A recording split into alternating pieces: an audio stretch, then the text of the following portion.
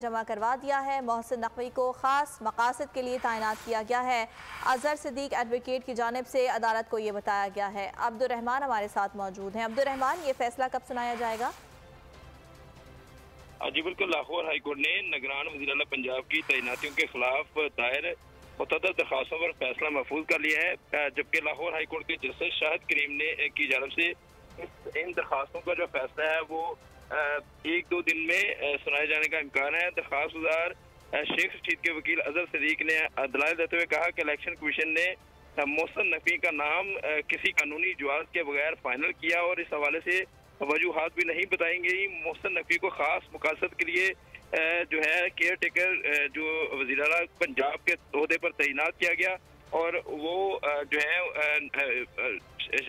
इमरान खान की हुकूमत गिराने में भी मुलव्वस रहे और इनके खिलाफ करप्शन के भी इल्जामात हैं। अदालत ने फरीकैन के वकला के दलाइल मुकम्मल होने के बाद तमाम दरखास्तों पर फैसला महफूज कर लिया है, जबकि अदालत की जानिब से अगले 24 या 48 घंटों में इन दरखास्तों पर फैसला सुनाए जाने का इम्कान है। जी ठीक है अब्दुर्रहमान, बहुत शुक्रिया आपका।